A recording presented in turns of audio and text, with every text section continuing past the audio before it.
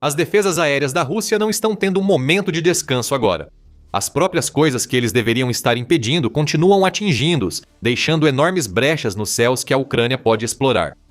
Você provavelmente já sabe o que vamos dizer agora. A Ucrânia acabou de atacar novamente. Mais defesas aéreas da Rússia estão em ruínas. Essa foi uma série de ataques impressionante que proporcionou 48 horas notáveis para a Ucrânia. As armas imparáveis da Rússia provaram ser tudo menos isso, e Vladimir Putin fica se perguntando onde tudo deu errado. No dia 15 de janeiro, vários veículos noticiaram as 48 horas de devastação da Ucrânia. O Defense Express estava entre eles e relata que os sistemas não tripulados. As Forças Armadas da Ucrânia conseguiram destruir impressionantes 6 unidades de sistemas de defesa aérea e estações de radar em apenas 2 dias.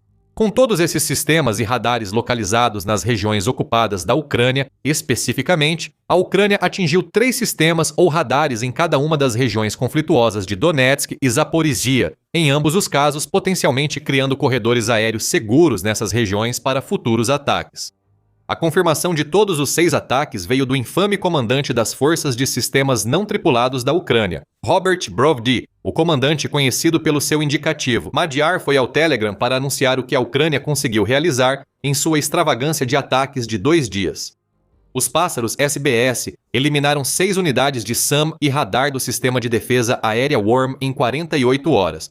Utilizando meios de ataque de médio alcance na profundidade operacional dos territórios ocupados das regiões de Donetsk e Zaporizhia, Madyar anunciou na plataforma de mídia social. Ele também forneceu uma lista dos 6 sistemas que a Ucrânia destruiu, a qual chegaremos em um momento, e explicou, do seu jeito inimitável, qual das unidades de drones da Ucrânia realizou o ataque. Visitas de cortesia foram feitas pelos Pássaros da 412ª Brigada Nemesis SBS, em coordenação com o recém-criado Centro de Construção Profunda do Grupo SBS, durante 48 horas de 12 a 14 de janeiro de 2026, segundo ele. Cortesia não é a palavra que a Rússia usaria para essas visitas de drones? Catástrofe parece uma escolha melhor. Segundo a mídia United 24, a menção de Brovdi aos drones de ataque intermediário merece mais atenção. Todos os drones que atingiram as defesas aéreas da Rússia entre 12 e 14 de janeiro se enquadram na categoria de ataque intermediário. Os drones alcançavam de 46 a 160 km ou 285 a 994 milhas. O que os coloca em uma posição interessante onde podem atingir alvos, que os drones FPV de curto alcance da Ucrânia não conseguem, mas também não conseguem viajar longe o suficiente para atingir alvos dentro do território russo. Esse é exatamente o ponto. Muito se falou sobre o uso de drones pela Ucrânia durante a guerra. Os efeitos dos drones FPV são claros. A Ucrânia tem usado esses drones para formar enormes barreiras de defesa que eliminam as forças russas enquanto tentam avançar. Além de usá-los em operações de busca e destruição, onde esse tipo de drone se tornou um caçador aéreo assustador. E a estratégia está funcionando muito bem para a Ucrânia, como relatou a Forces News em 15 de janeiro. Até 80 das 415 mil baixas que o Ministério da Defesa do Reino Unido relatou que a Rússia sofreu em 2025 foram causadas por drones de ataque. No quesito de longo alcance, a Ucrânia vem desenvolvendo drones capazes de voar tão longe quanto, e às vezes até mais longe do que muitos mísseis de cruzeiro. Mais uma vez, os efeitos têm sido claros para todos verem. O ataque da Ucrânia a alvos militares dentro da Rússia, junto com os constantes ataques a refinarias de petróleo e outras infraestruturas de energia, custou muito caro para a Rússia. Em agosto, o Kyiv Independent informou que o Departamento de Comunicações Estratégicas das Forças Armadas da Ucrânia estimou que esses ataques de longo alcance custaram à Rússia 741 bilhões de dólares, o que representa 4,11% do produto interno bruto do país, apenas nos primeiros 8 meses e meio de 2025. A Ucrânia tem muitos drones causando mortes a russos nas linhas de combate e ao redor delas. A Ucrânia também está construindo estoques impressionantes de drones de longo alcance, que permitem manter a pressão sobre a máquina de guerra de Putin dentro da Rússia. O que a Ucrânia não tinha, pelo menos até bem recentemente, eram drones de alcance médio que permitissem atacar a retaguarda russa na Ucrânia ocupada. Os drones FPV não conseguiam viajar longe o suficiente para fazer esse trabalho específico, e eles são necessários para as barreiras defensivas de drones que a Ucrânia criou. Drones de longo alcance poderiam fazer esse trabalho, mas essas armas valiosas são melhores para atingir a Rússia em seu próprio território. eram necessários drones de alcance médio, e os ataques entre 12 e 14 de janeiro, junto com o comentário de Brovdi, mostram que a Ucrânia preencheu essa lacuna específica em seu arsenal aéreo. Alguns, incluindo o Centro de Análise de Políticas Europeias, ou CEPA, apontaram a antiga falta de drones de alcance médio da Ucrânia como um possível problema. Em um artigo de 6 de janeiro, CIPA discutiu como os drones FPV da Ucrânia são impressionantes o suficiente para terem criado uma zona de morte que se estende entre 15 e 20 quilômetros, ou de 9 a 12 milhas além das linhas de combate. Mas essas zonas de morte existem para destruir blindados e infantaria russos à medida que avançam em direção à linha de frente. Essa é uma abordagem eficaz, mas, como diz CIPA, não é decisiva no que pode parecer um caso raro da Rússia. Aprendendo com os muitos erros que cometeu durante a guerra, o país conseguiu se adaptar às zonas de morte de drones FPV da Ucrânia. Ao longo de 2025, a Rússia se adaptou e aprendeu com seus erros, reduzindo a vantagem inicial de drones da Ucrânia ao aceitar pesadas perdas de infantaria e realocar ativos críticos mais para trás da linha de frente, explica CIPA, antes de acrescentar. Artilharia, defesa aérea e nós de comando e controle foram movidos para além do alcance da maioria dos sistemas de ataque de curto alcance e receberam proteção densa de guerra eletrônica. Todos esses são alvos de alto valor que estavam sendo colocados fora do alcance dos drones FPV da Ucrânia, mas não eram valiosos o suficiente para que a Ucrânia usasse seus drones de longo alcance, mais caros, já que essas armas poderiam causar mais danos financeiros ou logísticos à Rússia em outros lugares. Daí a necessidade de drones de ataque intermediário, uma categoria de drones que fica entre os drones FPV e os gigantes de longo alcance, que a Ucrânia já tem oportunidades de expor e romper a retaguarda russa na Ucrânia ocupada. Isso se tornou possível. A lógica é simples. Quando a Ucrânia tem drones capazes de destruir artilharia posicionada na retaguarda, ela elimina armas que, de outra forma, estariam bombardeando as forças ucranianas com projéteis. Quando os centros de comando e controle são destruídos, as forças russas na linha de frente perdem o pouco de organização que tinham, tornando-as mais fáceis para a Ucrânia eliminar. E quanto mais sistemas de defesa aérea são destruídos, mais ataques de médio alcance a Ucrânia pode lançar. Isso enfraquece a retaguarda russa e talvez até torne mais viáveis contra-ataques contra forças ocupantes entrincheiradas. Falando em atingir defesas aéreas, vamos voltar aos 6 sistemas que a Ucrânia destruiu entre 12 e 14 de janeiro. Brovdi fornece uma lista completa em sua postagem no Telegram. Começando com um sistema de mísseis Superfície-Ar Tor, ou sistema SAM, ele foi atingido no distrito de Mariupol, em Donetsk. O site Missile Threat descreve esse sistema SAM como tendo um alcance de engajamento entre 12 e 16 km, ou seja, de 7,4 a 9,94 milhas, o que o torna um sistema de curto alcance. O Tor é baseado em terra e móvel, e é capaz de lançar mísseis equipados com ogivas de fragmentação altamente explosivas de 15 kg ou cerca de 33 libras. O Tor é um sistema da era soviética, tendo sido introduzido em serviço em 1986 e é especializado em rastrear aeronaves, helicópteros e munições guiadas de precisão que se aproximam. Em seguida na lista, a Ucrânia permaneceu no distrito de Mariupol para atingir uma estação de radar, Vityaz-50N6E, usada pelo sistema de mísseis de defesa aérea móvel de médio alcance S-300BP, Vityaz-50R. O Vityaz-50N6E é um radar capaz de rastrear vários alvos simultaneamente. No entanto, ele trava em no máximo 8 alvos por engajamento e pode dedicar 2 mísseis por alvo. É o olho de um sistema de defesa aérea que, segundo o Army Recognition, é basicamente um substituto para os antigos sistemas S-300PS da Rússia. O sistema utiliza mísseis 9M96 que foram projetados para o S-400, mas são compatíveis com o S-350. Esses mísseis supostamente podem atingir alvos aéreos e balísticos não especificados em distâncias entre 15 e 120 km ou entre 0,93 e 74,5 milhas. Em altitudes entre 10 e 30 mil metros ou de 328 a cerca de 98.425 pés dependendo da variante.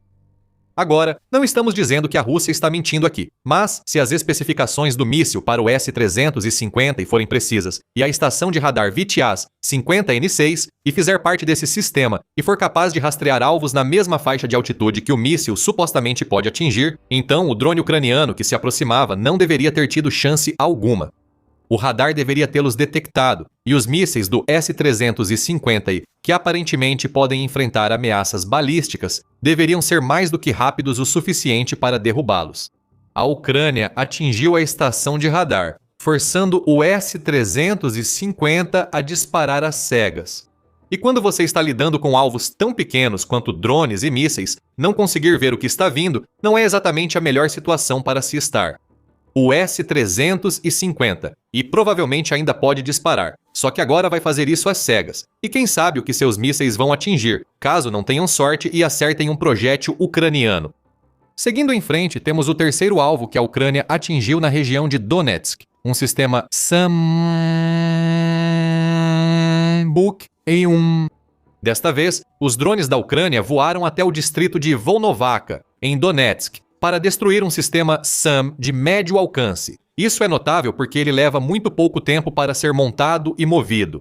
O site Army Recognition diz que um Buk M1 pode ser preparado para engajar em cerca de 5 minutos, e após o engajamento, pode ser preparado para transporte em mais ou menos o mesmo tempo. Isso faz dele um sistema difícil para a Ucrânia atingir, supondo que a Rússia o utilize corretamente. Um Buk M1 deve ser capaz de disparar contra um alvo, acertar o alvo e então ser rapidamente movido para uma cobertura para evitar um contra-ataque. Não está claro se a Ucrânia realizou um contra-ataque ou tinha informações sobre onde o Buk M1 baseado em Volnovakha estava, mas isso não importa. Brovd diz que esse sistema de defesa aérea está acabado graças aos drones da Ucrânia. E devido a esses drones, a Ucrânia eliminou um sistema de defesa aérea que tem um alcance de engajamento de apenas 32 metros até no máximo 32 quilômetros, ou seja, de 105 pés até 20 milhas. Novamente, os drones da Ucrânia não deveriam ter conseguido realizar esse ataque, considerando essas especificações relatadas. Um míssil que pode voar tão baixo quanto um drone a mais de velocidade do som deveria ter sido suficiente para evitar a destruição do Buk M1, mas não foi. Parece até que as especificações relatadas das armas da Rússia e o que elas realmente podem fazer não batem muito bem.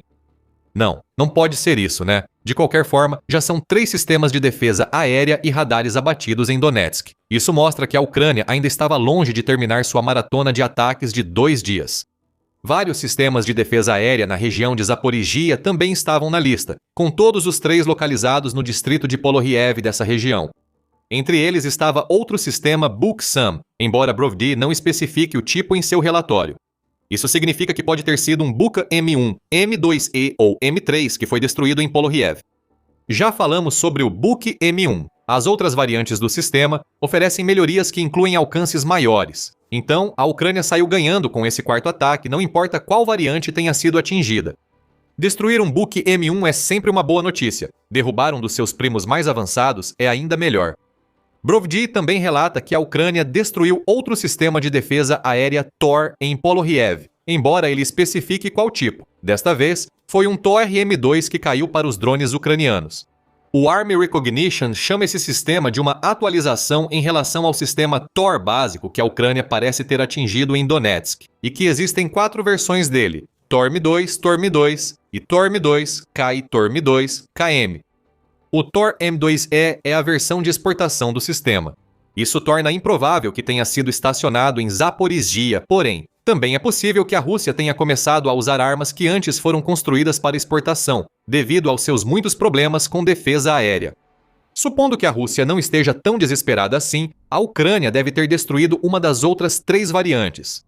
Mesmo o Tor M2 básico já é uma melhoria em relação aos anteriores, graças ao seu novo radar de vigilância, que traz consigo um alcance mínimo de 1 km, ou cerca de 0,6 milhas. O Tor M2K adiciona um tipo diferente de chassi com rodas e suportes para um par de módulos de mísseis, 9 M334 cada um, capaz de carregar 4 mísseis, 9 M331. Quanto ao Tor M2KM, ele apresenta um design modular que permite reduzir o peso da versão rebocada do sistema de defesa antiaérea para até 15 toneladas. Todos os três são sistemas impressionantes. A Ucrânia acabou de destruir um deles em Zaporizhia. E isso nos deixa com o último dos 6 sistemas de defesa antiaérea que a Ucrânia destruiu ao longo de 48 horas, começando em 12 de janeiro. Um sistema SAM Strela 10, outro sistema de curto alcance. O Strela 10 é quase como um tanque que por acaso carrega mísseis SAM. Em vez da torre tradicional, ele é projetado para abater aeronaves voando em baixas altitudes, helicópteros e munições guiadas de precisão. No entanto, o Army Recognition faz questão de mencionar que ele também deve ser capaz de abater drones, em seu relatório sobre a arma. Sabemos como isso funcionou bem para o Strela 10 em Zaporizhia. O sistema tem um alcance de engajamento de apenas 5 km, ou cerca de 3,1 milhas. Ele também combina a capacidade de disparar até 8 mísseis com uma metralhadora de 7,60 e 2 mm. Um operador pode atirar contra uma ameaça que se aproxima, como um drone de ataque médio. Embora não seja o mais poderoso dos sistemas SAM que a Ucrânia destruiu durante seu ataque de 2 dias às defesas aéreas da Rússia, o Strela 10 pode desempenhar um papel importante como protetor da infantaria, derrubando projéteis que, de outra forma, atingiriam os soldados russos que estão sempre em marcha. Pode, mas não fez. Como se a destruição desses sistemas SAM e radares não fosse suficiente para mostrar à Rússia que as armas que ela construiu para derrubar projéteis do céu não são capazes de derrubar projéteis do céu. Brovdi acrescentou que a Ucrânia também conseguiu um acerto bônus final. A Defense Express diz que a Ucrânia destruiu um segundo sistema de defesa aérea Strela 10 em Zaporizhia, que, segundo ela, foi atingido pelo 413º Regimento do SBS da Ucrânia. Tudo isso soma-se a 48 horas bastante prejudiciais para a Rússia, e é importante observar o que esses ataques significam para a guerra. Já discutimos a importância dos drones de ataque de médio alcance devido à sua capacidade de atingir alvos na retaguarda russa. No entanto, não falamos muito sobre como esses drones talvez sejam tão importantes para a defesa da Ucrânia quanto para o seu ataque. Como David Kirichenko escreveu para o National Interest em 4 de janeiro, a Rússia se mostrou mais capaz de atingir a retaguarda da Ucrânia do que a Ucrânia de atingir a retaguarda da Rússia durante grande parte da guerra. A Rússia tem seus próprios drones de ataque de médio alcance, diz Kirichenko, e os usou em conjunto com bombas planadoras. Só em novembro de 2025 foram 3.500 bombas desse tipo lançadas sobre a Ucrânia, para enfraquecer severamente a retaguarda da Ucrânia. Claro, isso tem um efeito cascata na estabilidade dos combatentes da linha de frente da Ucrânia para defender contra o constante ataque da Rússia. Eles sobrecarregam as cadeias de suprimentos, atrapalham as rotações e impõem altos custos aos defensores, escreve Kirichenko. A Ucrânia tem munições guiadas de precisão próprias, junto com o HIMARS, que pode usar para atingir a retaguarda russa, mas o alcance é sempre um problema. E o fato de a Rússia mover os ativos que mencionamos anteriormente no vídeo, como artilharia e sistemas de defesa aérea, para mais longe, torna mais difícil para as armas da Ucrânia atingi-los. Então, drones de ataque de médio alcance, como os usados entre 12 e 14 de janeiro, devem desempenhar um papel fundamental para ajudar a Ucrânia a corrigir esse desequilíbrio no campo de batalha. Agora, a Ucrânia pode enfraquecer as forças de ataque da Rússia, o que alivia a pressão sobre os defensores que já estão tendo dificuldades devido aos ataques russos na retaguarda profunda ucraniana. É quase uma batalha de olho por olho, e é uma que a Ucrânia não tem vencido durante grande parte da guerra. Quanto ao motivo de ter demorado tanto para esses drones de ataque intermediário aparecerem, Ilya Volinsky da Metsa forneceu uma explicação em outubro de 2025. Ele disse que criar drones de ataque intermediário não é tão simples quanto adaptar projetos de drones de longo alcance para armas que possam operar em distâncias mais curtas. Os drones de ataque intermediário precisam ser mais complexos devido às condições da linha de frente que eles precisam contornar, além das defesas erguidas na retaguarda russa na Ucrânia ocupada. Drones de médio alcance devem ter módulos de rastreamento de alvos, tipos adicionais de comunicação e sistemas de navegação, escreve Belinsky. Observando que manter a comunicação com um drone que precisa percorrer mais de 30 km sob controle total de um operador tem sido um grande desafio para a Ucrânia. Mas em 48 horas, a Ucrânia provou que superou esse desafio. O que isso significa para a Rússia é que sua retaguarda agora está vulnerável. Recursos que ela havia recuado o suficiente para evitar drones FPV agora estão novamente ao alcance da Ucrânia. Isso deixa a Rússia com duas opções. Ela mantém esses recursos onde estão, sacrificando a segurança pela utilidade potencial no processo, ou os move ainda mais para trás, fazendo com que esses recursos se tornem quase irrelevantes. Na linha de frente, a artilharia não serve de muita coisa quando está posicionada a 100 km dos alvos que precisa atingir. Nós de comando e controle que são forçados a recuar tanto assim não conseguem realmente supervisionar os ataques. Eles existem para coordenar. A Ucrânia agora tem um tipo de drone que pode atingir com força e causar sérios danos à Rússia. O futuro provavelmente trará muitos mais ataques de drones de médio alcance que enfraquecerão a Rússia em todas as linhas de combate da guerra. Mas não pense nem por um segundo que a chegada de drones de médio alcance para a Ucrânia vai impedir o país de lançar seus enormes ataques de longo alcance contra a Rússia. No dia 14 de janeiro, relatamos um ataque catastrófico que quebrou a espinha dorsal das Forças Armadas da Rússia.